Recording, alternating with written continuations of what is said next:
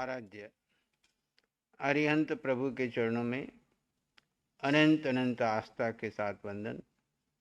शासनपति श्रमण भगवान महावीर स्वामी के चरणों में अनंत अनंत आस्था के साथ वंदन। जिन शासन देव, जिन शासन माता को नमन। आत्मज्ञानी सद्गुरुदेव युग प्रधान आचार्य भगवंत के चरणों में अनंत अनंत आस्था के साथ वंदन।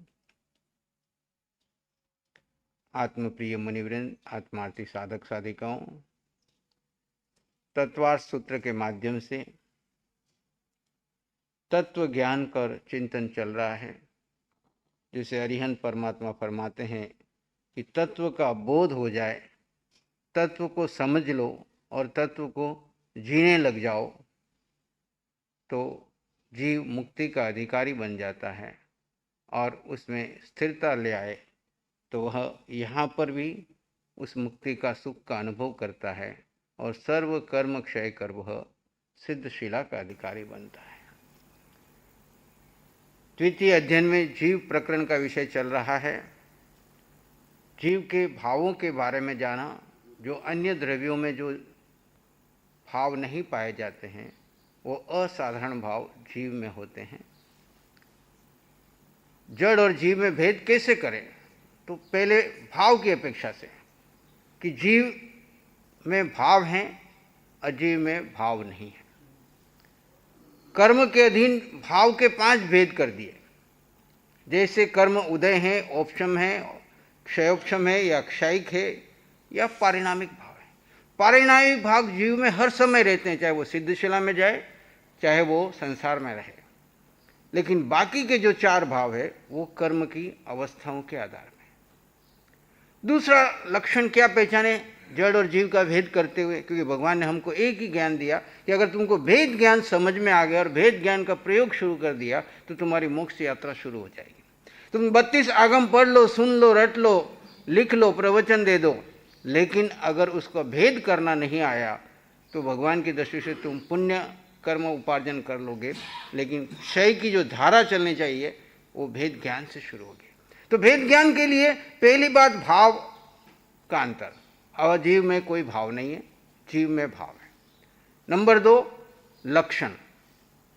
अजीव के अपने लक्षण है, जीव के अपने लक्षण है। जीव के क्या लक्षण है? कल हमने जीव के लक्षण की चर्चा की। कौन से लक्षण है? उपयोग। जीव का लक्षण है उपयोग। ये जीव में ही पाया जाता है, अजीव में नहीं पाया जाता। और उपयोग क्या है? तो उपयोग के 2 भेद कर दिए, साकार और निराकार। साकार ज्ञान का विषय है, निराकार दर्शन का विषय है। साकार ज्ञान का विषय है, निराकार दर्शन का विषय है। निराकार का मतलब सामान्य रूप से सारे जगत में जीव भरे हुए हैं, अनंत जीव। ये एक सामान्य रूप में बता दिया। ये विषय दर्शन का है। मैं यहां से दर्शन से देख के बताता हूं, प्रत्येक जगह जीव ही जीव नजर आ रहे हैं। लेकिन इसका विशेष जानूं मैं कि कौन सा जीव है, कौन है, कहां है, किस गति में है, क्या है, उसके सारा भेद प्रभेद जानने का जो ज्ञान है वो है ज्ञान का विषय। तो दर्शन सामान्य है और ज्ञान विशेष है। विशेष रूप से इस जीव के बारे में जानने का जो लक्षण है वो ज्ञान का विषय है। ज्ञान और दर्शन 2 भेद कर दिए। 2 को 2 भेद, 8 भेद और 4 भेद। 2 भेद साकार निराकार, 8 भेद 5 ज्ञान के और 3 अज्ञान के। जो ज्ञान के बारे में हमने पहले अध्ययन में विस्तार से देखा, अज्ञान के बारे में भी देखा। और 4 दर्शन के, चक्षु दर्शन, अचक्षु दर्शन, अवधि दर्शन और केवल दर्शन। ये 5 और 3 8 ज्ञान के, 5 और 3 8, 5 ज्ञान 3 अज्ञान और 4 दर्शन, साकार और निराकार। अब इसी को हम यहाँ पे संक्षेप में जब ध्यान के समय सूचना देते हैं, बात करते हैं, तो कहते हैं ज्ञाता दृष्टा। ज्ञाता यानी ज्ञान, दृष्टा यानी दर्शन। ज्ञान यानी विशेष रूप से जड़ और जीव का भेद करना, दर्शन यानी जीव के प्रति श्रद्धा करना, दृष्टि से देखना कि इस अनंत जीवों में, इतने जीवों में मैं जीव अकेला हूं। इस जीव का कोई नहीं, जीव का कुछ नहीं, एक पुद्गल का भी जीव से संबंध नहीं। क्यों संबंध नहीं? कि एक द्रव्य दूसरे द्रव्यों में कभी मिलता नहीं। एक द्रव्य के गुण दूसरे द्रव्य के गुण में प्रवेश करते नहीं हैं, साथ रहते हैं।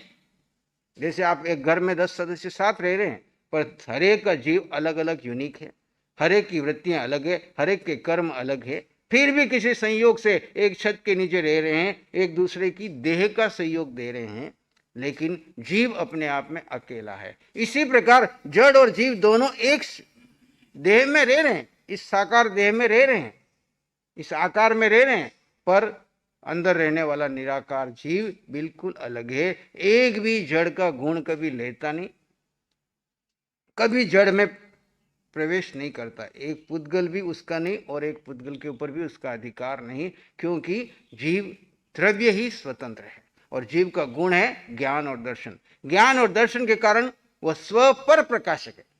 गुण का स्व ज्ञान स्वयं को भी प्रकाशित करता है, पर को भी प्रकाशित करता है। जैसे एक कमरे में एक दिया जल रहा है, तो दिया स्वयं अपने आप को भी प्रकाशित कर रहा है और कमरे में जितनी वस्तुएं पड़ी है, जितने व्यक्ति हैं, सबको वो क्या कर रहा है, दिखा रहा है। ऐसे ज्ञान स्वयं अपने आप को प्रकाशित कर रहा है और अन्य 5 द्रव्यों का भी प्रकाशमान होकर के आपको बता रहा है कि किस में क्या क्या है, किसके गुण धर्म क्या क्या है। अजीव को अपने आप को मालूम नहीं कि मेरे गुण धर्म क्या है, सड़न गलन स्वभाव परिवर्तनशील है। ये सब बताया किसने? जीव ने बताया कि ये जड़ में सब परिवर्तन हो रहा है, ये ज्ञान गुण है। और जीव के संपूर्ण ज्ञान का उगाड़ किसको हो गया? अरिहंत परमात्मा, जिन्होंने केवल ज्ञान केवल दर्शन में प्राप्त करके जड़ और जीव का भेद करने का सिखाया और बताया। जड़ के लक्षण ये हैं, जीव के लक्षण ये हैं। जड़ अपने स्वभाव में है, जीव अपने स्वभाव में है, दोनों साथ रहेंगे, एक दूसरे को परस्पर सहयोग देते हैं। जैसे रेल की पटरी और रेल का संबंध है, जैसे मछली और पानी का संबंध है, ऐसे अजीव धर्मास्तिकाय धर्मास्तिकाय आकाश काल पुद्गल एक दूसरे के सहयोगी तत्व है, लेकिन दोनों स्वतंत्र है। जीव भिन्न है और अजीव भिन्न है। ये भेद ज्ञान हमको करना चाहिए। तत्व ज्ञान के पीछे फायदा क्या है? समझने का कि जहां जहां हमारे मन में संशय उठ रहे हैं, या कोई आकर के आपके मन में संशय डाल देता है, या आपको शंका हो जाती है कि ये जड़ तो मेरा है, भगवान कह रहे पर मैं तो, ये तो जड़ के बिना मेरा चलता नहीं है, पर वहां समझना है कि गुण धर्म से दोनों भेद हैं। वर्तमान पड़ाव के रूप में जीव इसमें रह रहा है, कुछ दिनों के लिए पड़ाव मिला है, पर जो साता मिल रही है पुद्गल से पुद्गल को, वो जड़ को मिल रही है। जीव इससे पूर्ण रूप से भिन्न है। इन अनुकूल से अनुकूल परिस्थिति में भी जीव भिन्न है और प्रतिकूल से प्रतिकूल परिस्थिति में भी जीव भिन्न है।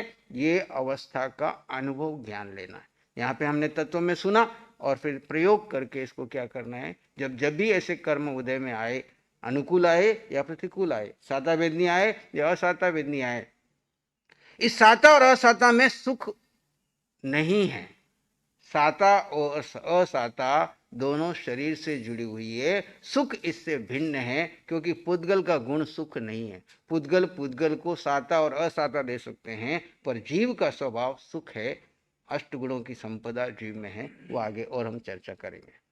आज का विषय है जीव के प्रकार।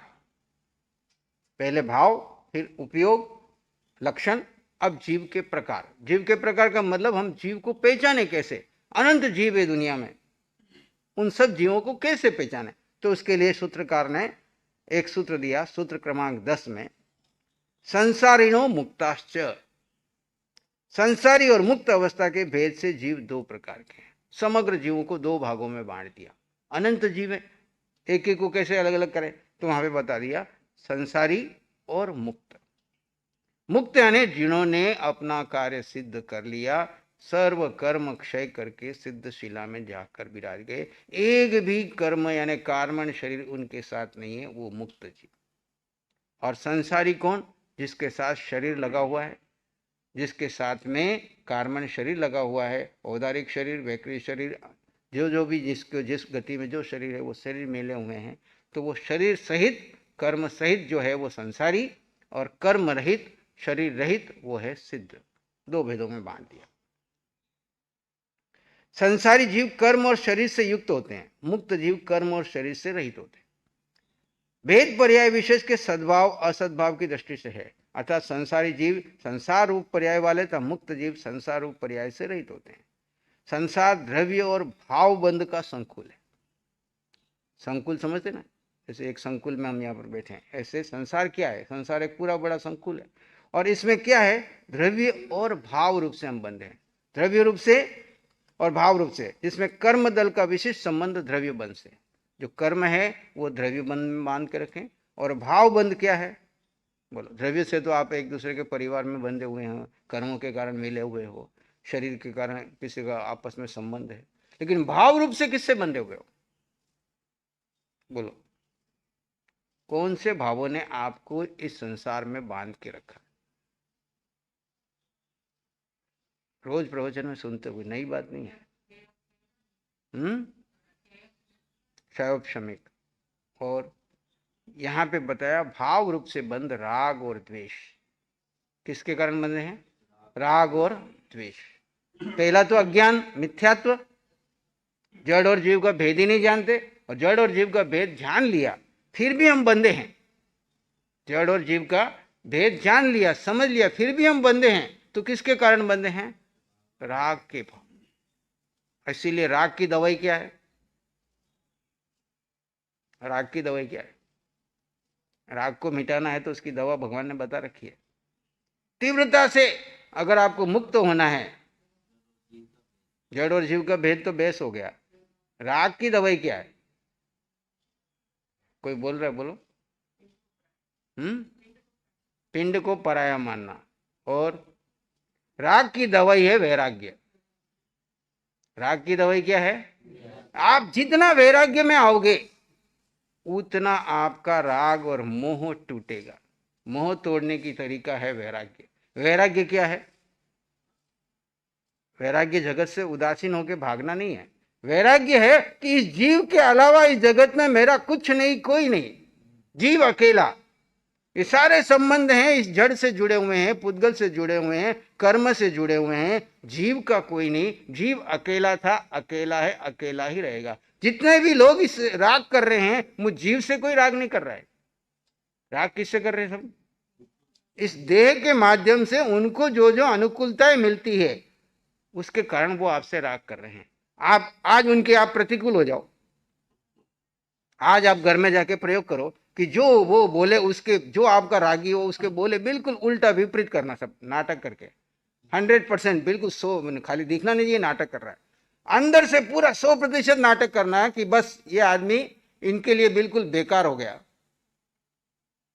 और बिल्कुल भी आपको उससे राग नहीं है, और आप एकदम वैराग्य में आ गए और उनकी कोई काम की नहीं रहे आप। तब देखो वो आपको क्या क्या उलाने देते हैं, क्या क्या देते हैं। सीधा पहला बोलेंगे महाराज के वहीं जाके बैठ जाओ, यहाँ क्यों आए? आपको ऐसे ही जीना है तो महाराज के यहाँ जाओ, है ना? क्योंकि उनके सांसारिक काम अगर आप करते रहोगे, उनके लिए धन कमा के लाते हो, उनकी इच्छाओं की पूर्ति करते हो, उनके अनुकूल चलते हो, वो जैसा चाहते हैं वैसा आप करते हो, तो वो आप के लिए वो रागी, आप उनके लिए रागी। और जिस दिन उनके आप विपरीत चले जाते हो, उनको भी वैराग्य होता है, आपको भी वैराग्य होता है। तुलसीदास को वैराग्य क्यों हुआ? पत्नी के राग में था। इतना मोह था कि उसे सब जगह से अंधा ही अंधा दिख रहा, उसको रात दिख रही, दिन नहीं दिख रही थी। और उस समय में पत्नी ने उसका राग तोड़ा। इतना तुम चित्त इस हराम में है, उतना राम में हो जाए तो क्या हो तेरा? एक फटकार उसको लगी, निमित्त निर्दोष है, और तुलसीदास जी ने अपना काम कर लिया कि आंखें खोल ली। हमारे यहाँ कहानी आती ना, धन्ना धन्ना सेठ की पत्नी स्नान करा रही है और पत्नी के आंखों में आंसू देखे। उसने सोचा मेरे घर में क्या कमी है जो इसके आंखों में आंसू? कारण पूछा तो पत्नी ने सहज भाव से बताया कि मेरा भाई दीक्षा लेने जा रहा है और इस संसार को छोड़ रहा है, और एक एक पत्नी को रोज त्याग कर रहा है। 32 दिन के बाद वो क्या ले लेगा? दीक्षा ले लेगा। और धन्ना ने सहज भाव में इसको कह दिया तेरा भाई तो कायर है, 32 दिन की इंतजार क्यों? छोड़ना है तो इसी क्षण छोड़े। पत्नी वहां गुरुनी बन जाती है और वो कहती है कि आपका कहना बहुत सरल है, करना बड़ा कठिन है। दूसरों को हम कहते हैं ना, उपदेश देना बहुत सरल है, जीना बड़ा कठिन है। वो बात धन्ना को चुभी और उसी समय वो खड़ा हो गया, बस अब स्नान हो गया, मैं चला मोक्ष मार्ग में।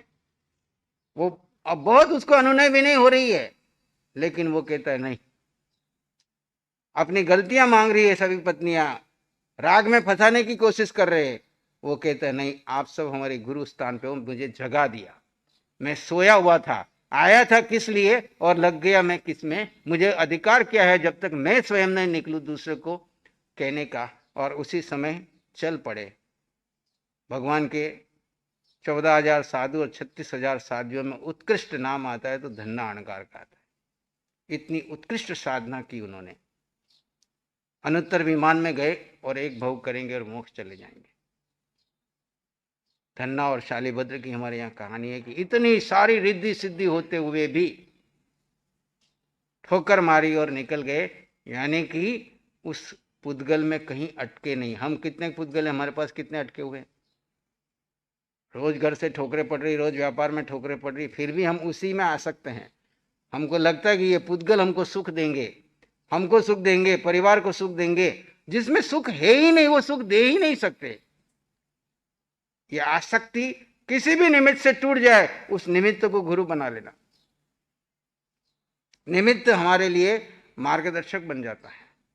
अरिहंत वाणी क्या है, हमारे लिए निमित्त है। अगर हमारा उपादान तैयार है तो ये वाणी का एक शब्द भी लग गया तो हमारे अंदर में वैराग्य आ गया, तो वैराग्य ही वितरागता को ले जाएगा। तीन ही बातें हैं, त्याग, वैराग्य और वितरागता। इस तत्व ज्ञान पाने का मतलब क्या है, जान करके जो त्यागने चीज है उनको त्याग दो, जो ग्रहण करने जैसा उसको ग्रहण करो, और जो ज्ञान लेना जैसा ज्ञान लो। हे गे उपाधे, और वैराग्य आ गया तो फिर वितरागता में हर समय ज्ञाता दृष्टा भाव में जियो, आनंद पूर्वक जियो। तो संसारी और मुक्त, राग और द्वेष आदि वासनाओं का संबंध भाव बन से है।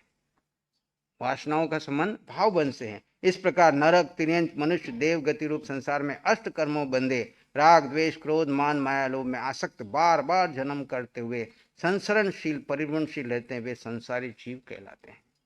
और कर्मों से रहित जन्म मरण बंधनों से मुक्त होकर अविचल अविनाशी सुख में लीन है, वो मुक्त जीव हैं, सिद्ध जीव कहलाते हैं। फिर संसारी जीवों को, अब मुक्त को तो अलग कर दिया, मुक्त में तो कोई भेद प्रभेद नहीं है। अब संसारी के और दो भेद से समझाया। पहले तो संसारी मुक्त, अब संसारी को दो भेद थे। कैसे? मन की अपेक्षा से, समनस्का अमनस्का। सूत्र क्रमांक 11 में संसारी जीव मन सहित और मन रहित दो प्रकार के होते हैं। मन की अपेक्षा से भेद प्रभेद कर दिया। जो मन वाले हैं उनको समनस्क, जो बिना मन वाले हैं उनको अमनस्क। मन की दृष्टि जीव के दो भेद, एक समनस्क जीव और दूसरा अमनस्क जीव। जिन जीवों के मन होता है, अर्थात विचार करना, उहापोह करना। मन क्या करता है? विचार करता है, उहापोह करता है, घटना क्या है, कहां से आई है, क्या लेना देना है, चिंतन मनन मन वाला ही करता है, बिना मन वाला नहीं करता। आदि शक्ति होती है। समनस्क मन सही जीव कहलाते हैं, और जिसमें यह शक्ति नहीं होती वे अमनस्क कहलाते हैं। मन के दो रूप हैं। मन, एक भाव मन, एक दूसरा द्रव्य मन। जो जीव मन रहित होते हैं उनको केवल भाव मन होता है। भाव मन संसार के सभी जीवों के पास है, लेकिन द्रव्य मन सिर्फ पंचेंद्रिय संगी पंचेंद्रिय जीवों को ही प्राप्त होता है, बाकी को नहीं। द्रव्य मन नहीं। ज्ञातव्य है कि द्रव्य मन के अभाव में भाव मन चिंतन संकल्प क्रियाएं करने में सक्षम नहीं है। भाव मन सत्ता में रहेगा, पर चिंतन मनन आदि जो क्रियाएं मन कर रहा है वो भाव मन नहीं कर पाता द्रव्य मन के बिना। एक इंद्रिय में भी होता है, बेंद्रिय में होता है, सभी जीवों में भाव मन है, लेकिन वो चिंतन मनन नहीं कर पाते। जहाँ द्रव्य मन है वहीं चिंतन मनन होता है। इस प्रकार भाव मन को जब तक द्रव्य मन का सहयोग प्राप्त नहीं होता तब तक वो कार्य नहीं कर सकता, अशक्त सा रहता है। ये दोनों भेद समनस्क मनस द्रव्य मन की दृष्टि से है, तथा द्रव्य मन की प्रधानता मानकर उसके होने या न होने की दृष्टि से मन वाले और मन रहित ऐसा भेद किया गया है। मन सहित जीव संगी और मन रहित जीव असंगी कहलाता है। मन सहित जीव चारों गति के जीव हैं, क्योंकि देव में भी मन है, नारकी में भी मन है, तिरंज में भी है, मनुष्य में। लेकिन मन रहित किस में है? मन रहित जीव किस में आते हैं? कौन सी गति में आएंगे? चार गति में से बोलो। केवल तिर्यंच गति के जीव। क्योंकि एकेंद्रिय, बेंद्रिय, तेंद्रिय, चौरेंद्रिय और असंगी पंचेंद्रिय सब किस में है? त्रियंश में है। मनुष्य, देव और नारकी और त्रियंश सब में, चारों गतियों में मन वाले जीव पाते हैं। और संसारी जीव के दो भेद किए, ये मन की अपेक्षा से और अगला शरीर की अपेक्षा से। संसारीण त्रस स्थावरा, गति की अपेक्षा से। त्रस और स्थावर, गति कर सकते हैं उनको त्रस कहते हैं, जो गति नहीं कर पाते हैं, एक ही जगह पर स्थिर रहते हैं, उनको स्थावर कहते हैं। संसारी जीव के दो भेद, त्रस जीव और दूसरा स्थावर। जिन जीवों को त्रस नाम कर्म का उदय है वे त्रस जीव कहलाते हैं। जिन जीवों को स्थावर नाम कर्म का उदय है वे स्थावर जीव कहलाते हैं। त्रस नाम कर्म के उदय से जिन जीवों में सुख, दुख, इच्छा, राग, द्वेष आदि स्पष्ट दिखाई देते हैं वे चलते फिरते हो, गमन आदि क्रियाएं करते हो त्रस जीव कहलाते हैं। इसी प्रकार स्थावर नाम कर्म के उदय से जिन जीवों को उपयुक्त भाव स्पष्ट नहीं दिखाई देते हैं, एक ही स्थान पर रहने वाले वे स्थावर जीव कहलाते हैं। आगे फिर 13वें सूत्र में इसका भेद किया। पृथ्व्यंबु वनस्पति स्थावरा, पृथ्वी का है, अब का है, वनस्पति, ये तीन स्थावर है। इसकी चर्चा फिर यथा समय करेंगे।